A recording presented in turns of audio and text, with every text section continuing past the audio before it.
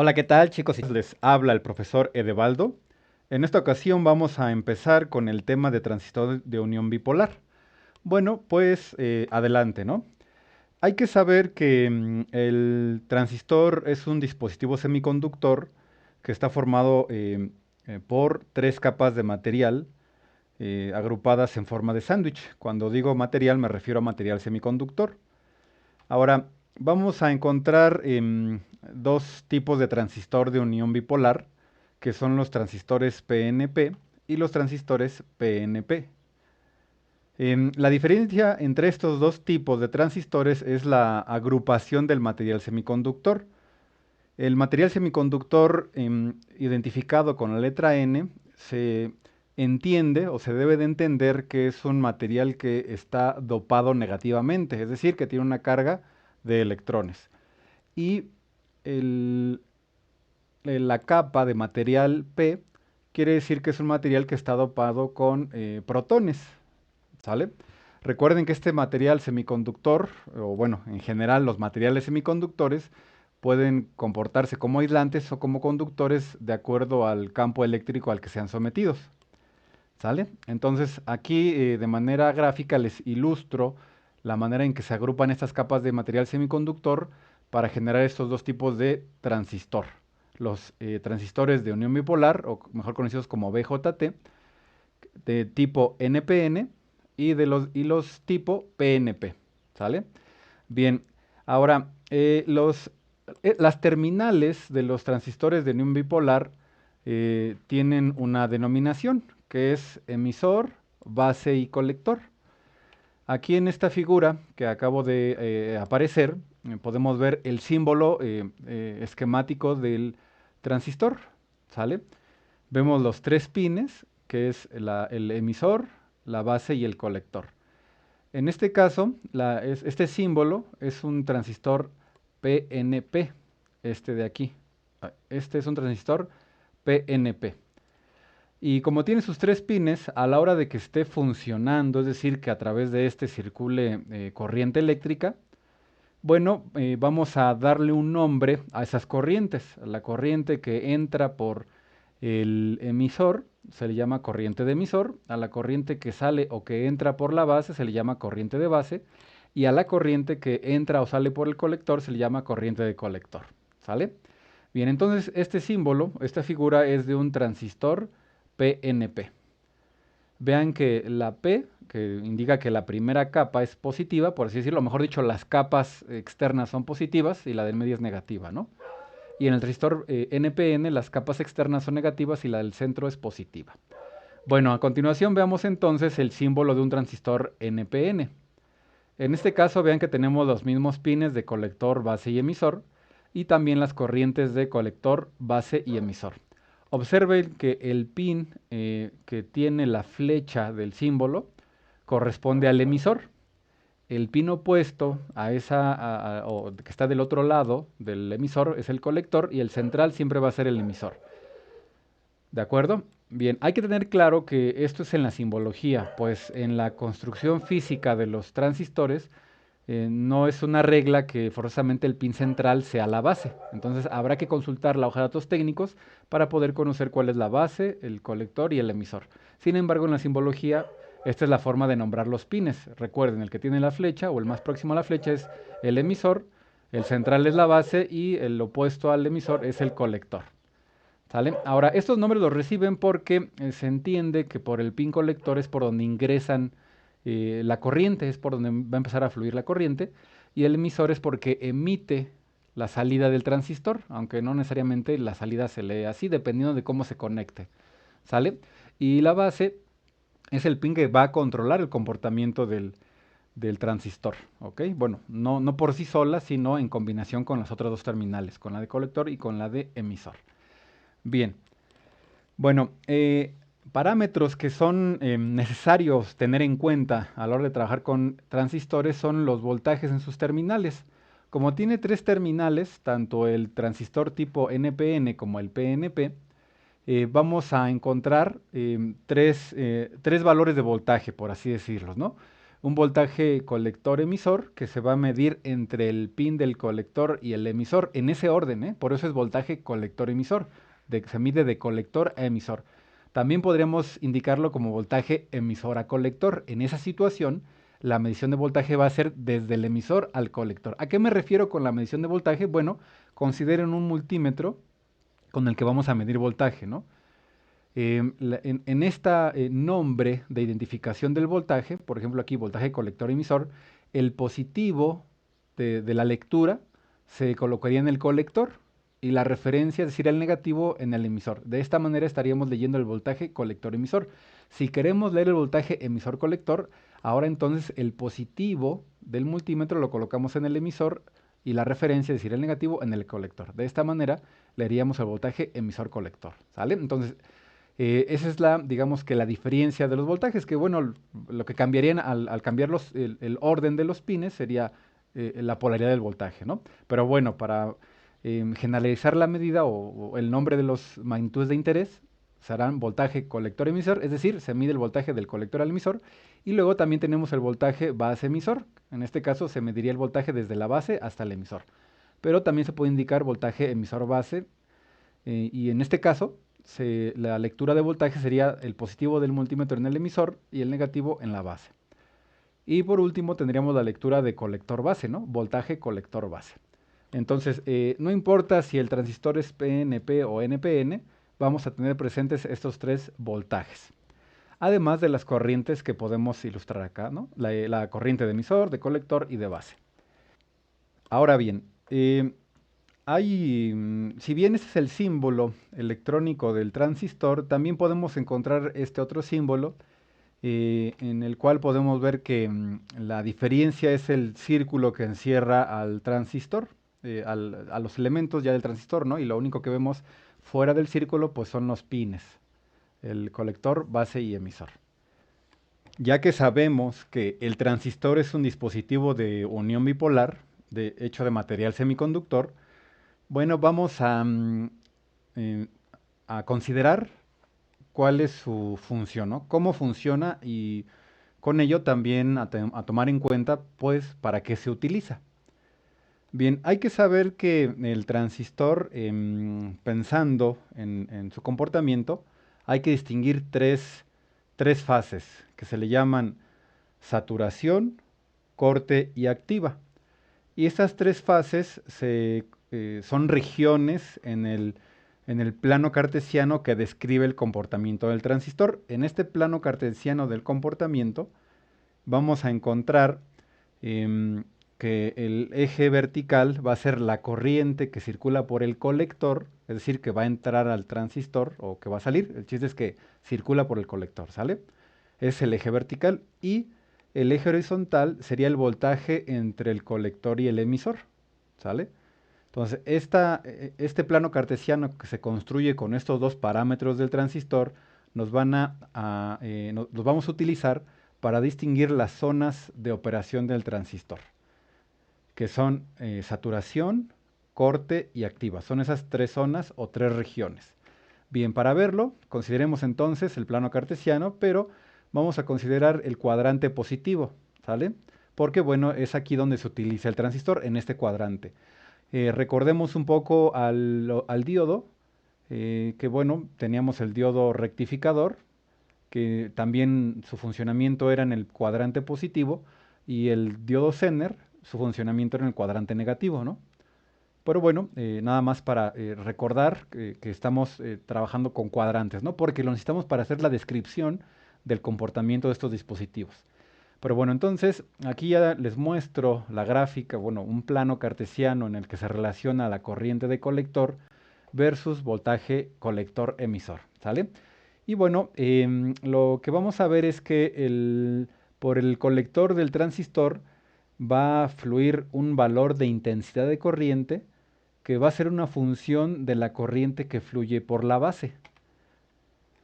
Ahora, en este plano de corriente de colector contra voltaje de colector emisor, la región de corte se refiere a aquella región para la cual el transistor se comporta como un circuito abierto, ¿sale? Entonces, en esta región el transistor se comporta como un circuito abierto.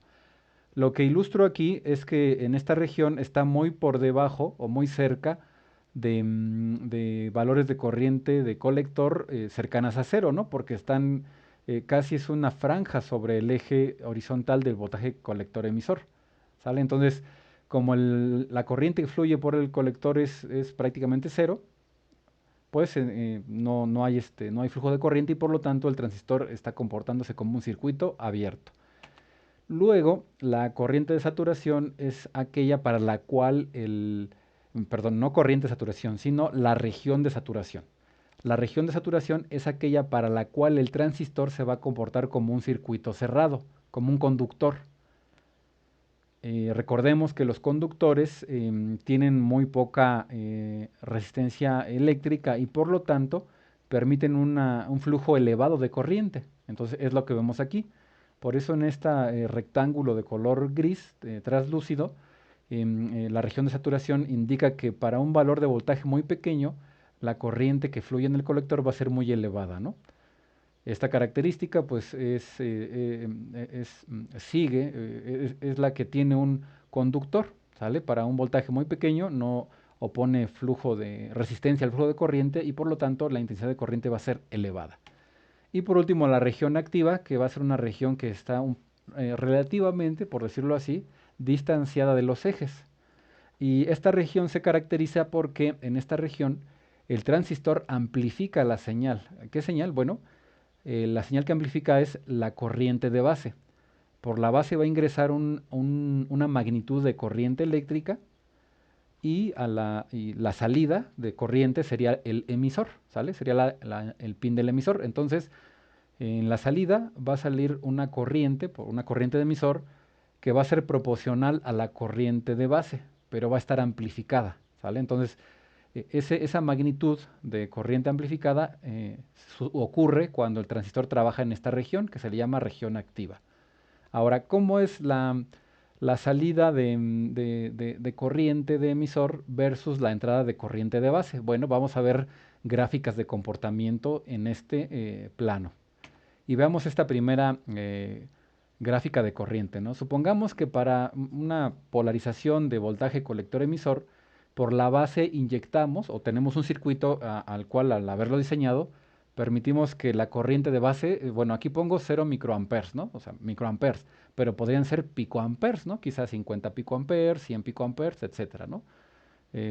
Al ser picoamperes, pues está por debajo de los 0 microamperes, ¿no? Entonces sería un voltaje de base muy pequeño.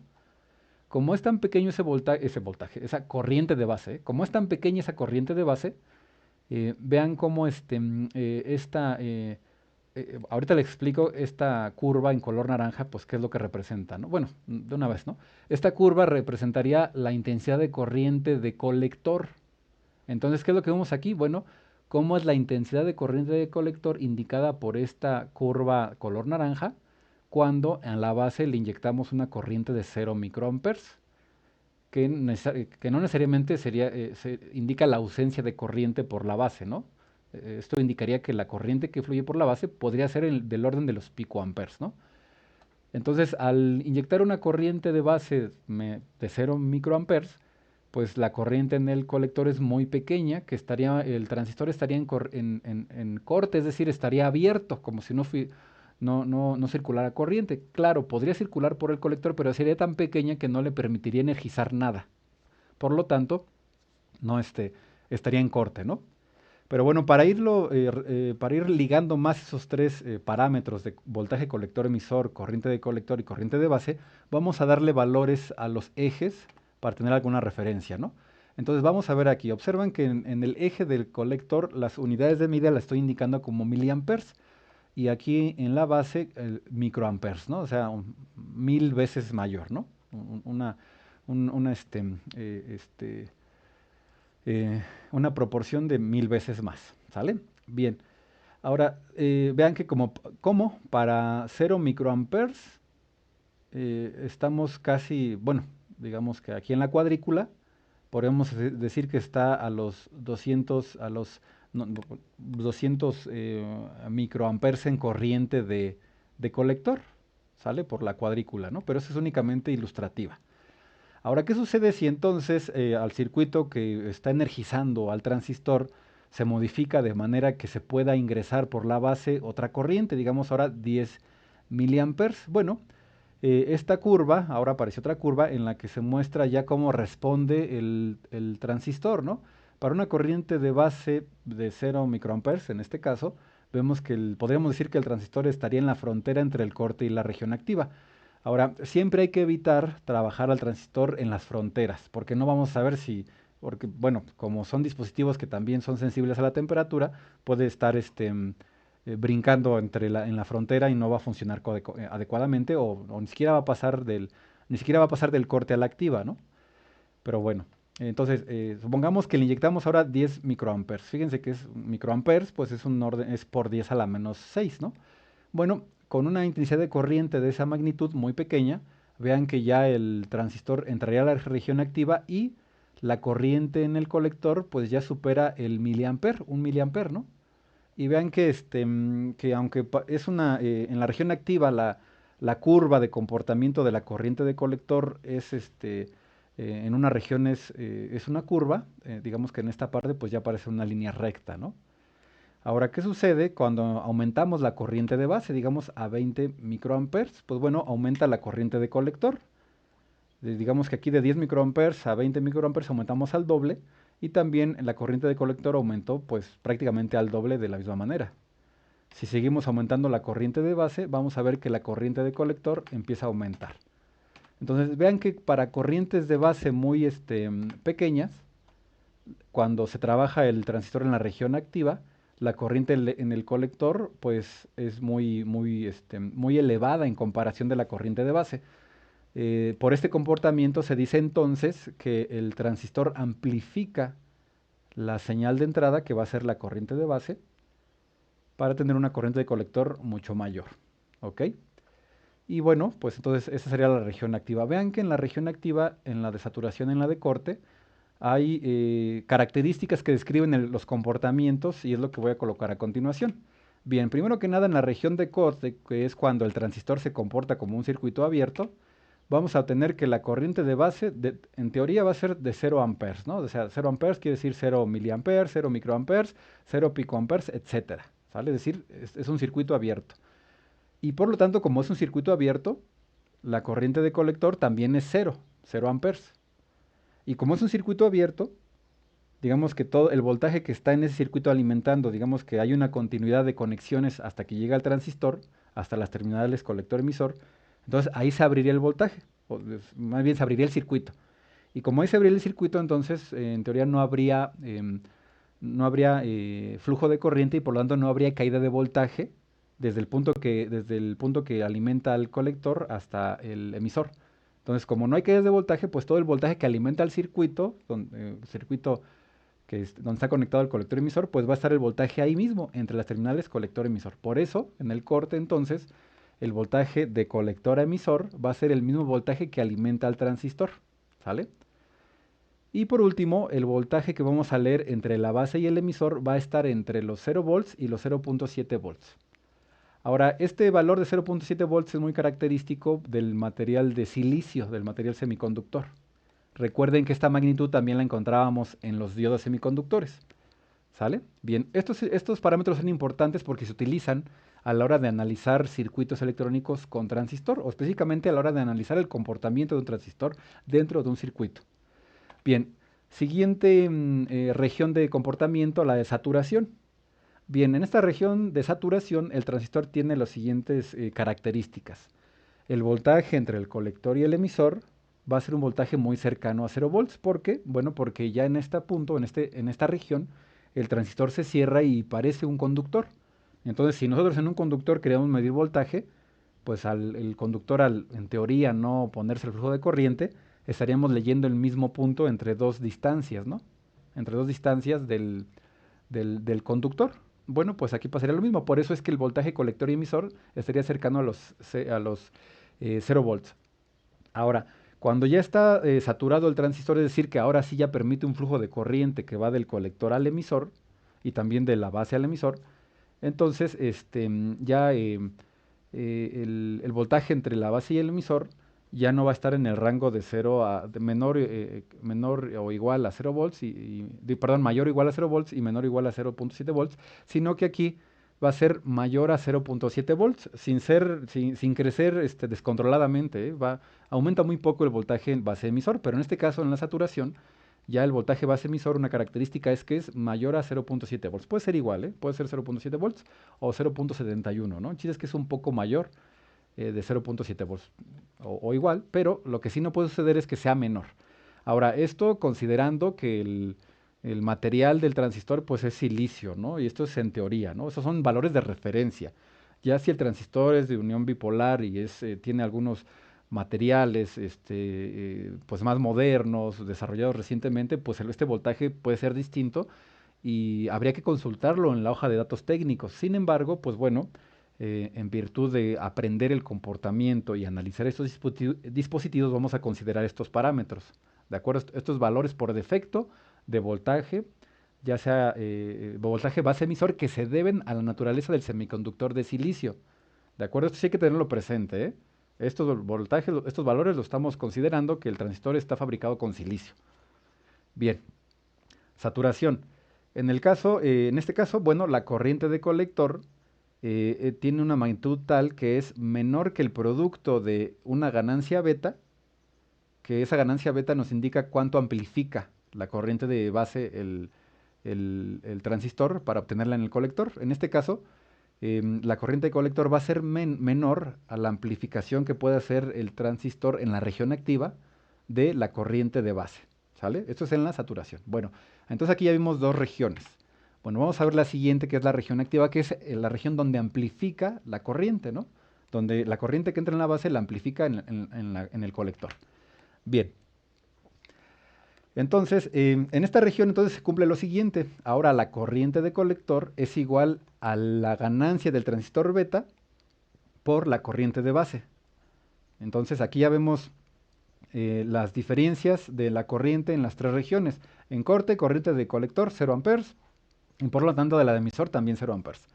En la saturación, la corriente de colector es menor que lo que se obtiene al multiplicar la ganancia del transistor por la corriente de base. Ahora, esta ganancia de transistor también es un parámetro del transistor que hay que consultar en la hoja de datos técnicos.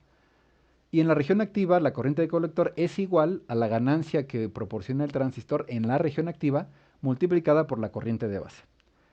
Y el voltaje base emisor ronda los 0.7 volts. Podrían ser 0.65, 0.71, 72, etcétera, ¿no? Estaría en esa frontera ahí, no viajando, sino que va a estar cerca, ¿no? Porque viajando pues, como si fuese variable, no es variable.